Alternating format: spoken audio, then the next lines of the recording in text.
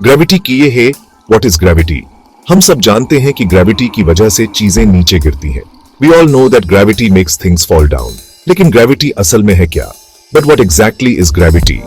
Simple शब्दों में कहें तो ग्रेविटी एक फोर्स है जो किन्हीं भी दो ऑब्जेक्ट्स को, जिनमें मास होता है, एक दूसरे की तरफ खींचती है। Simply put, gravity is a force that attracts any two objects with mass towards each other. यह एक अदृश्य पुल की तरह है जो ब्रह्मांड में हर चीज के बीच मौजूद है। It's like an invisible pull that exists between everything in the universe. किसी ऑब्जेक्ट का मास जितना ज्यादा होगा, उसका ग्रेविटेशनल पुल भी उतना ही ज्यादा होगा। The more massive an object, the stronger its gravitational pull. इसका मतलब है कि पृथ्वी जैसे विशाल ऑब्जेक्ट्स का ग्रेविटेशनल पुल बहुत ज्यादा होता है।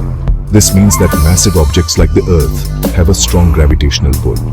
यही वजह है कि हम जमीन से चिपके रहते हैं और चीजें गिरने पर पृथ्वी पर आकर गिरती हैं। This is why we are held to the ground and why objects fall to the earth when dropped.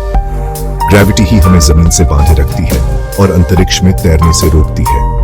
Gravity is what keeps us grounded and prevents us from floating off into space. लेकिन gravity सिर्फ चीजों के गिरने के बारे में नहीं है। But gravity isn't just about things falling down. यह ब्रह्मांड में बहुत बड़ी भूमिका निभाती है। It plays a much larger role in the universe. यह चंद्रमा को पृथ्वी के चारों ओर ऑर्बिट में रखती है। It's what holds the moon in orbit around the earth. यही पृथ्वी और अन्य सभी ग्रहों को सूर्य की परिक्रमा करने में भी मदद करती है।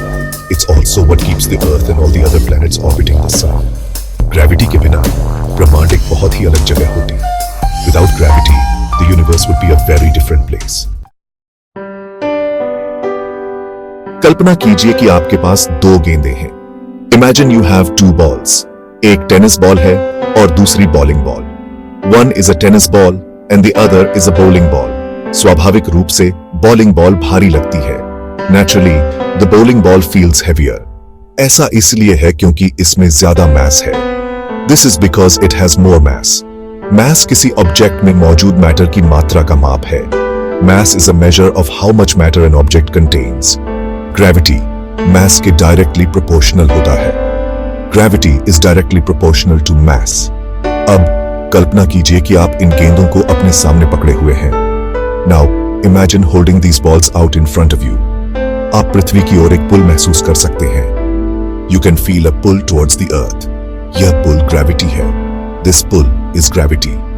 पृथ्वी दोनों गेंदों की तुलना में बहुत ज्यादा विशाल होने के कारण उन पर एक मजबूत ग्रेविटेशनल फोर्स लगाती है। The Earth, being much more massive than either ball, exerts a strong gravitational force on them. इस फोर्स को ही हम वेट के रूप में एक्सपीरियंस करते हैं। This force is what we experience as weight. लेकिन यहाँ मजेदार बात यह है कि गेंदें भी एक दूसरे पर एक छोटा सा ग्रेविटेशनल फोर्स लगाती हैं। But here's the interesting part. The balls also exert a tiny gravitational force on each other. यह फोर्स इतना कम होता है कि हम इसे महसूस नहीं कर सकते। This force is so small that we can't feel it. लेकिन यह फिर भी मौजूद है। But it's there nonetheless. ब्रह्मांड में हर ऑब्जेक्ट, चाहे वह कितना भी छोटा क्यों ना हो, हर दूसरे ऑब्जेक्ट को एक ऐसे फोर्स से आकर्षित करता है जो उनके मैसेस के प्रोपोर्शनल होता है। Every object in the universe, no matter how small, attracts every other object with a force proportional to their masses. यह ग्रेविटी का मूल सिद्धांत है। यह एक यूनिवर्सल फोर्स है जो मास वाले सभी ऑब्जेक्ट्स के बीच काम करती है। This is the fundamental principle of gravity. It's a universal force that acts between all objects with mass. यह आकर्षण का एक फोर्स है जो चीजों को एक साथ खींचता है, उन्हें एक कॉस्मिक डांस में बांधता है। It's a force of attraction that pulls things together, binding them in a cosmic dance. सदियों से लोग ग्रेविटी के फोर्स से मोहित रहे हैं। For centuries, people have been fascinated by the force of gravity. प्राचीन सभ्यताओं ने सूर्य, चंद्रमा और तारों की गतिविधियों को देखा। Ancient civilizations observed the movements of the sun, moon and stars. 17वीं सदी में वैज्ञानिक क्रांति तक ग्रेविटी की समझ उभर कर सामने नहीं आई थी। It wasn't until the scientific revolution that an understanding of gravity emerged. Galileo Galilei ने पीसा की मीनार से वस्तुओं को गिराया। Galileo Galilei dropped objects from the Leaning Tower of Pisa. फिर आए sir Isaac Newton. Then came Sir Isaac Newton. 1687 में उन्होंने फिलोसोफियाई नेचुरालिस प्रिंसिपिया मैथमेटिका प्रकाशित किया।